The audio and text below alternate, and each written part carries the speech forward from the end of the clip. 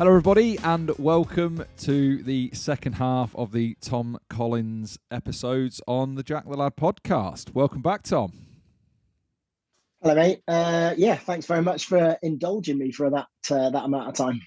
No, it was an absolute pleasure, to be honest. And, you're a little bit ahead of me in the game, but, I'm on that same road at the minute. So it's really, really enjoyable to talk to you about it because you'll give me obviously the insights and stuff and from, being boots on the ground as well. So, yeah, it's really appreciated. For sure. So in the last episode, obviously, we covered your sort of yo-yo fitness, training programs, not sticking to having something to aim for, and then that, obviously disintegrating with COVID and stuff like that.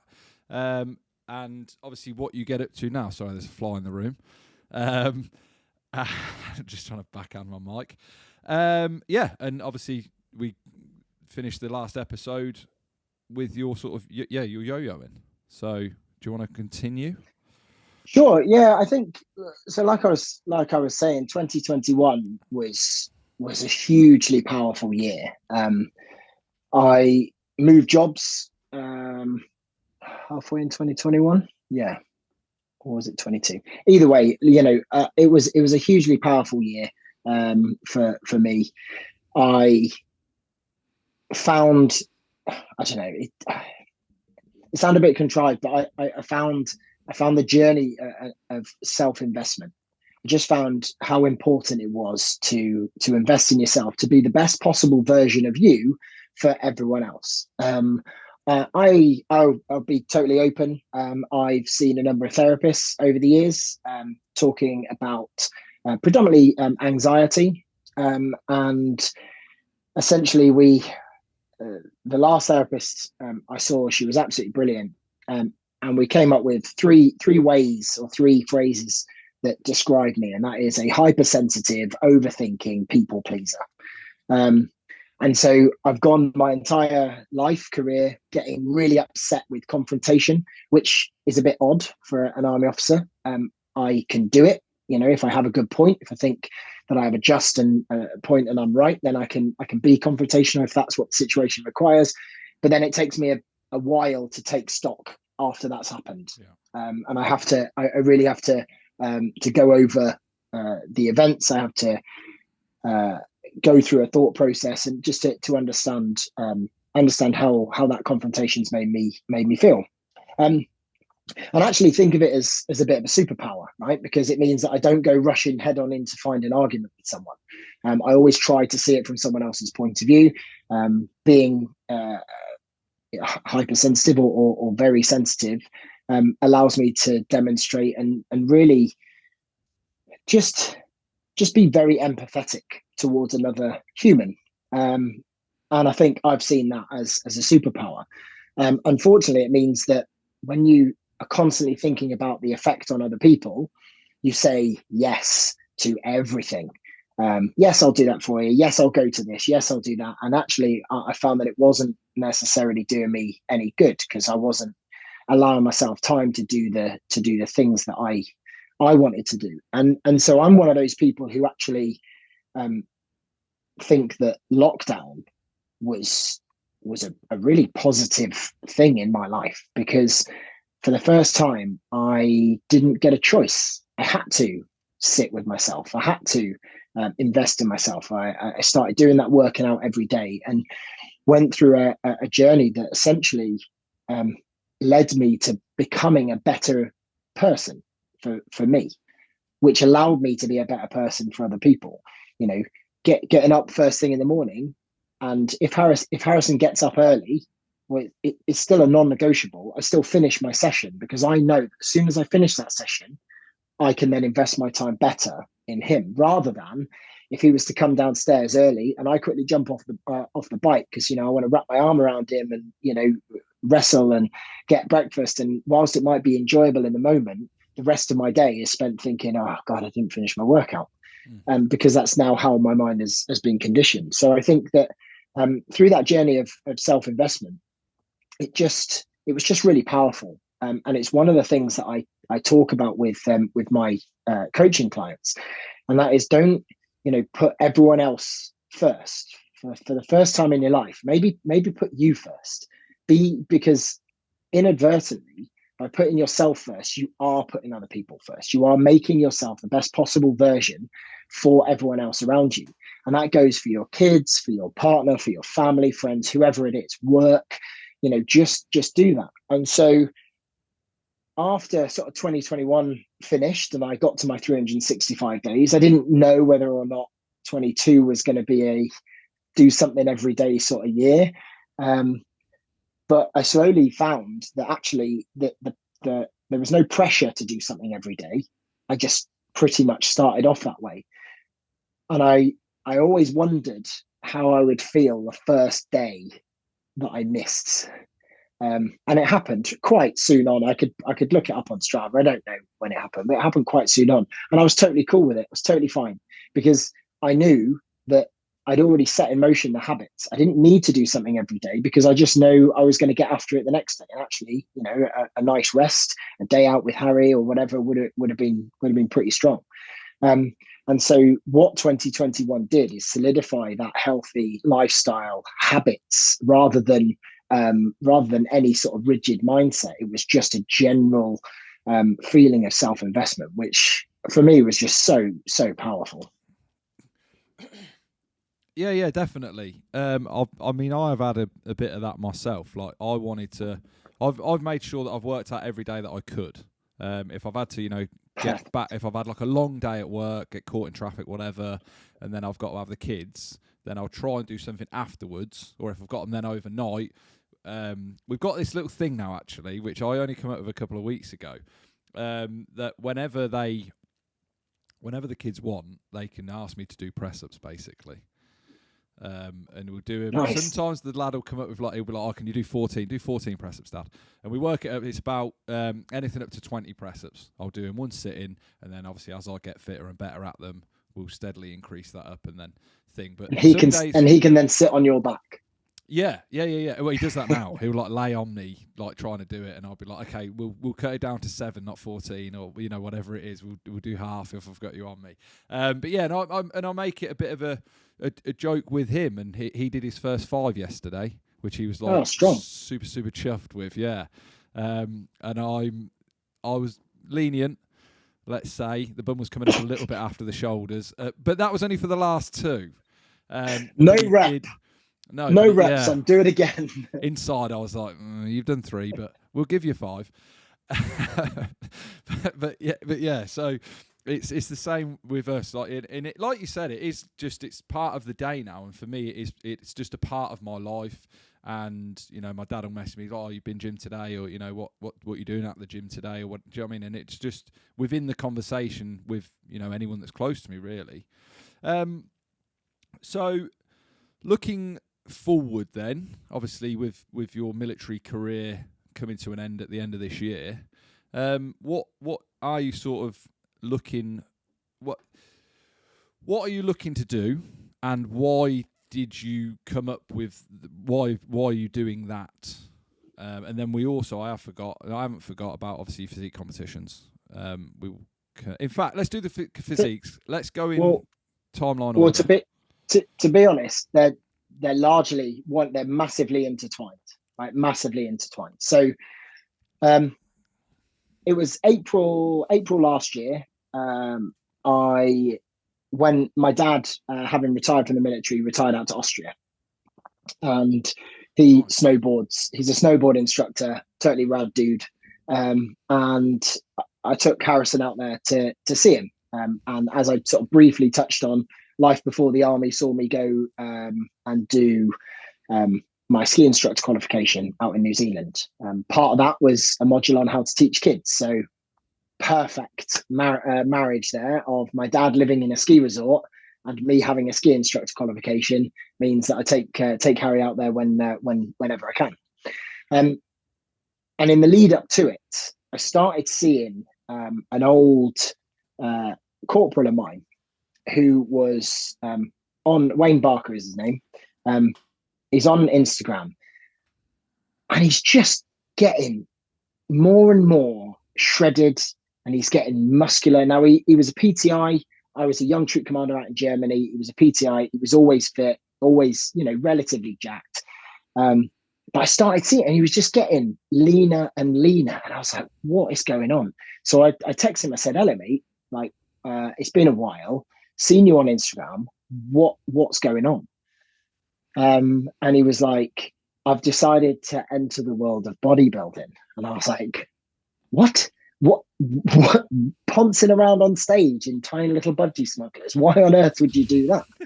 And he said, no, I'm doing physique. So you wear board shorts, and it's not about being as massive as you can be, but it's about having as I don't like the phraseology, but beach body, right? So, looking at someone pretty athletic looking, I've learned a lot, and I'll go into it, but they're not necessarily the most healthy of people when you're down at that low body fat levels. And I was like, okay, that's interesting. Now, in the back of my mind, I'd been thinking about that kind of sort of not competing, but seeing what it took to get to like my, in inverted commas, best body, right? I'm not a particularly fat person. I don't carry a lot of body fat anyway, mainly because I work out and I eat pretty decent stuff. But this is a whole other level, right? So I got chatting with him and we met up. We had a couple of sessions and stuff.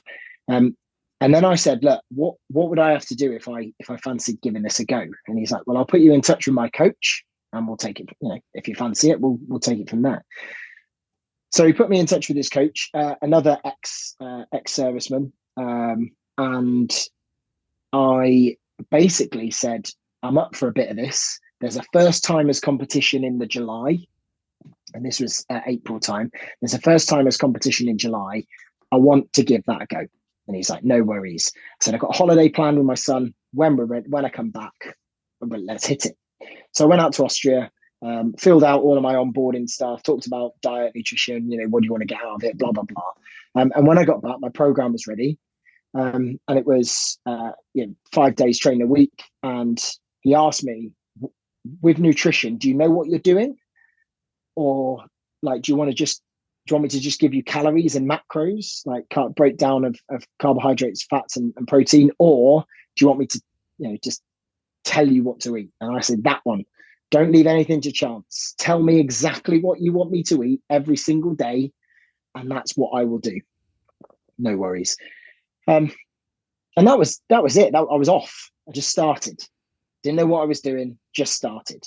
And over the weeks, check in every single week, photos, just eating the same thing over and over again. Slowly but surely started to decrease my calorie intake, adjusting my macros ever so slightly. Again, I didn't really know why. I know what a calorie is, or I knew what a calorie was. And he was just bringing it down and changing bits. Then I started reading up a little bit more about it. And I was like, okay, well, why am I having that amount of protein? Why am I having that amount of carbohydrates? Because there's so much misinformation out there, right? That you would be forgiven for looking on Instagram to some fitness influencers and being like, right, well, in order to lose weight, carbs are the enemy. I need to just have a really low carb diet because that's what I've seen all the celebrities do. And I was like still on quite high carbohydrates. And I remember asking, I was like, James, listen, I don't know what I'm doing, but how come I'm on such high carbohydrates? And he explained, and we went through a bit of an education process. You need carbohydrates to fuel the workouts, because if you're not fueling the workouts, you're just going through the motions, and you need to have the energy to actually do the work. Post-workout, eating a bowl of Cocoa Pops with protein powder or protein shake as the milk. And I was like, Cocoa Pops? Am I allowed to eat Cocoa Pops? He's like, yeah, it's great. Because simple carbohydrates will refuel you. Your glycogen stores are depleted. You need to refuel in order for your muscles to actually have the energy to grow. Because protein being the building blocks of body tissue, we need a lot of protein, but you need energy to actually to actually utilize the protein to best effect. And I was learning loads. I started reading more, and I started understanding a little bit more. And so a couple of months in, and I'm coming up to my first competition, and I thought, I might start charting my journey. So I created the Instagram PT with TC. Now, PT at the time stood for physical training. I'm in the army, PT, physical training. It wasn't personal trainer or anything like that. It's just that. But as I progressed, and as I was just a bit more vocal about what I was doing, and yeah, okay, a few funny reels and stuff, but I started actually talking about the effects that it was having on my body, the effects it was having on my hormone production. I started reading a bit more about it, and I just realized that actually this is something that I was getting people coming to me and asking for advice. And I'm like, I could just give you advice, but it's not qualified in any way. Yeah. It's just what I'm doing now and what I'm learning from my coach. And it got to a point where I was like, I actually fancy a bit of this. I fancy a bit of this. And so went and did my personal training qualifications, started to ask about resettlement activities and could I use, learning credits and stuff for these different qualifications. And over the course of like the last year, I've built up those qualifications, running leadership, leading running fitness qualifications, British weightlifting level 1 qualifications, CrossFit Trainer level 1 qualifications, and it was all. I was just loving it. I was just focused on gaining as much knowledge as I possibly can. Now, I mentioned it previously. I am not an academic individual. I actually dropped out of university 2.5 years into a 3-year degree to go off and do my ski instructor. I know, yeah, I know. That's the face that everybody pulls. It's ridiculous. It's ridiculous. But I'm just not I'm not studious. I'm not academic. I'm a vocational guy, right? And I realized I was loving all of this training, and it was giving me more satisfaction learning about all of this stuff and chatting to people like online about different elements of fitness, the fitness industry, what I was doing, my personal experiences, than I could see me getting from future employment within the military. And that's where, PT with TC turned into, an online fitness coaching sort of platform, as it were. And that's the plan for when I get out, to essentially be an online coach so I can reach as many people as I possibly can, talking about sustainable health and fitness lifestyles. This is not some big bang or short, sharp crash diet to get you looking as shredded as possible, because I sort of lived that through the bodybuilding.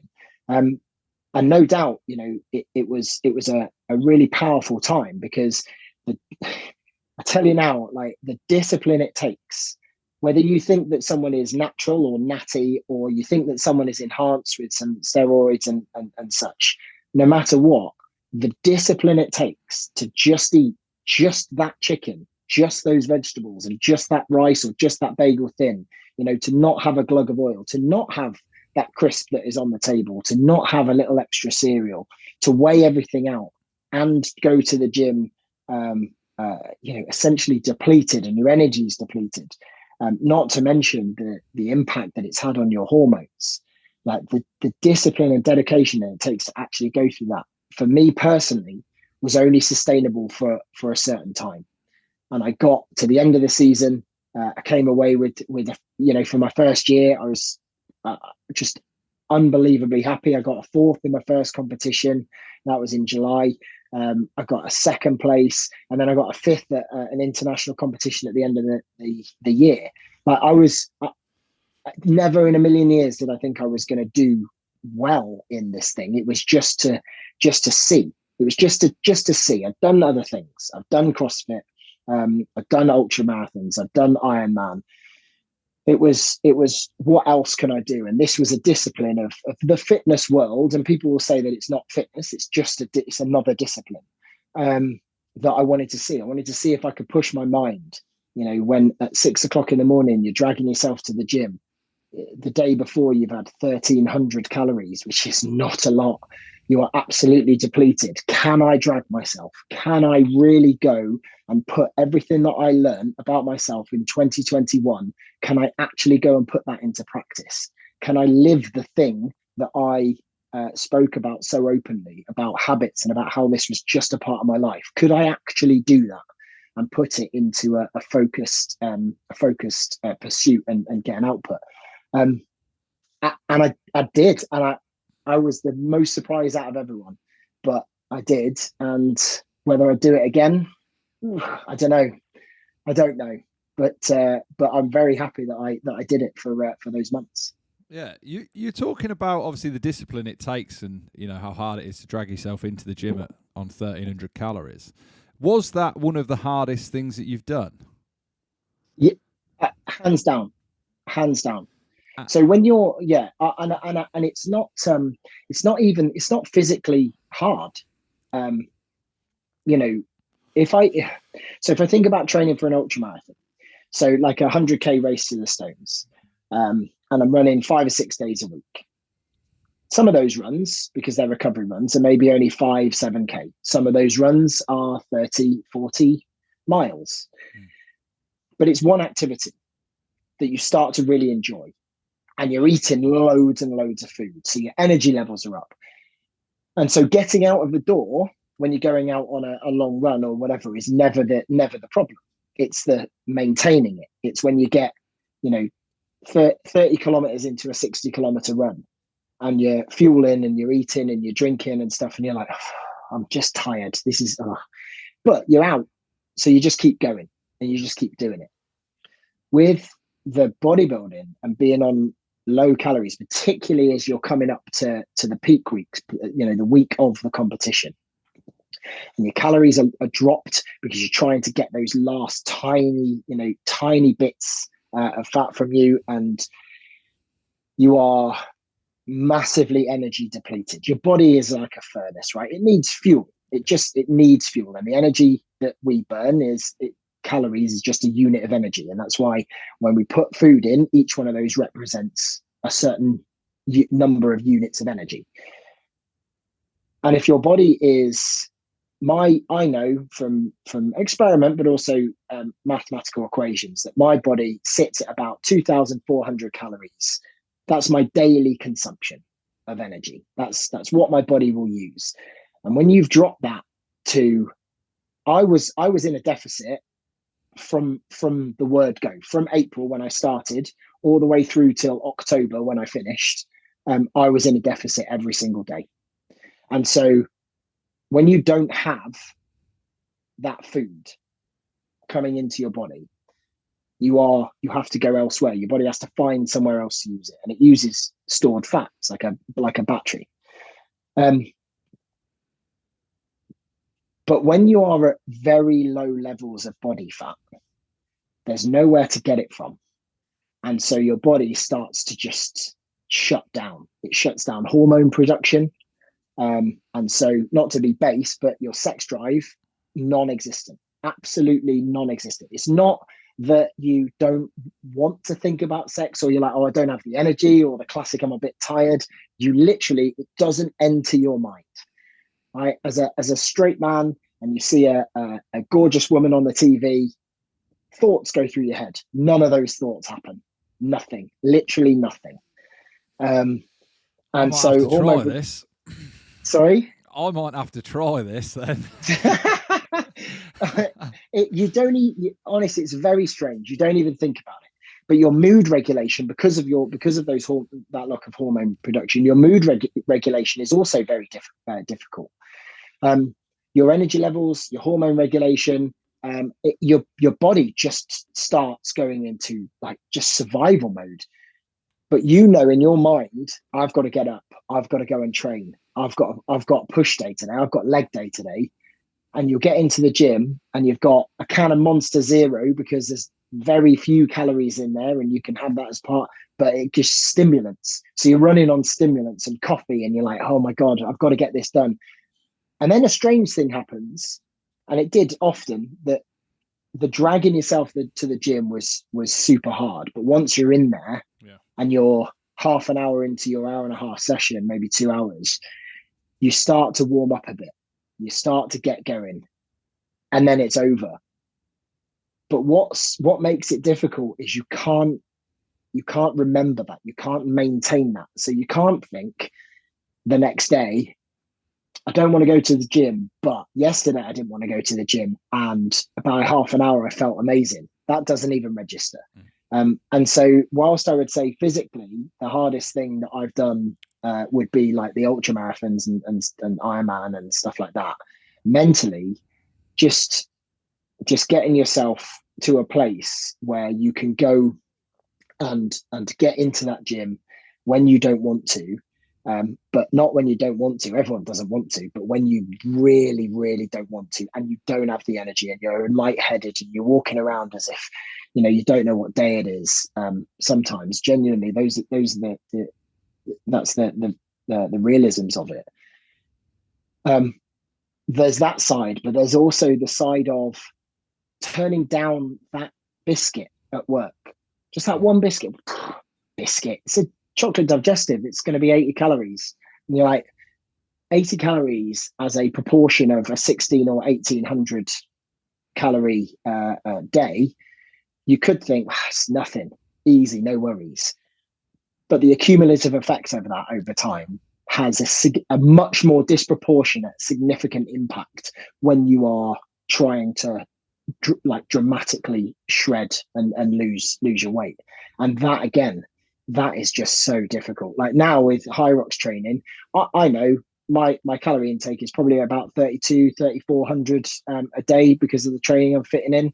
So if I have an extra biscuit, if I have an extra bowl of cereal, it's not going to make any difference because I'm not fueling to look good.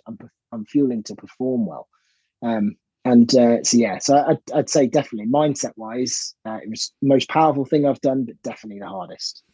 Yeah, you touched on it a little bit there, and I think it's quite a common misconception of people that they think that you just take steroids and you get big. And it's just like, I've never taken any sort of performance enhancing at all. Obviously, with being in the military, you can't anyway. But although when we were out in the Falklands, I've seen some gigantic boys and they got sent back because they got caught. They'd only just landed as well. Anyway, that's a different story, which no one actually knows about yet. It could have been a world first. But yeah, and people just think, you just inject or take tablets, whatever it is, and you just work out as usual and you'll get massive. But it's all about the recovery, isn't it, from the steroids? Steroids just makes you recover faster so you can work that muscle more and more. Yeah, so I don't know anything about steroid use or any performance enhancing drugs at all. Like, genuinely, it's not a subject that I've researched. It's not a subject that I want to research. But these competitions. So the competitions that I entered three different federations. One was the UK DFBA, which is the UK Drug Free Bodybuilding Association, and that is completely drug free. There's drug testing, etc. There's also the UKBF, UK Bodybuilding Federation. Again, that is in fact, it's just there. So that one again is UK NBF. That's it, the Natural Bodybuilding Federation. Again, you have to go and do drug tests. You have to do a piss test, etc. And then the other one that I entered, because I heard that it was such a good spectacle, right? And it was a week before a competition that I really wanted to. So I thought, if I double peak week, I spoke to my coach about it. I double peak week, I can be in a better position. It's harder, much harder, because you deplete yourself massively in peak week. And I'd be doing that twice on the bounce, and they were really difficult. So I had to make sure I had the right timing and stuff with work, because I needed to cognitively function.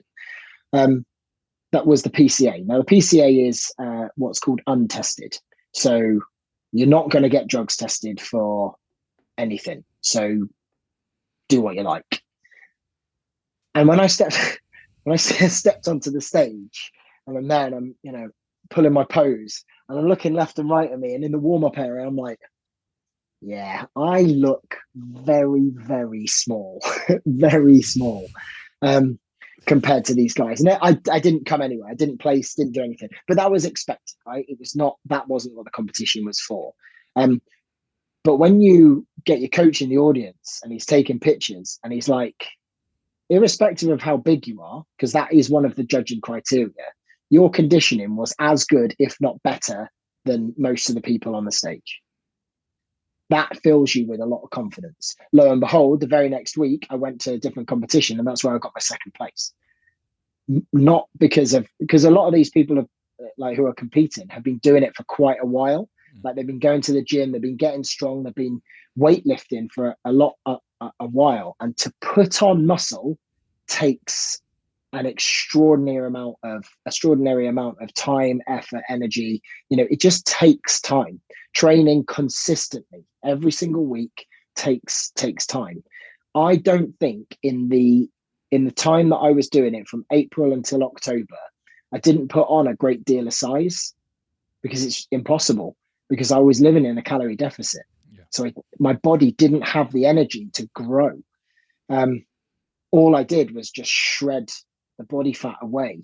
And that was fine, because I was already at a sort of decent enough size for the competitions that I was going into.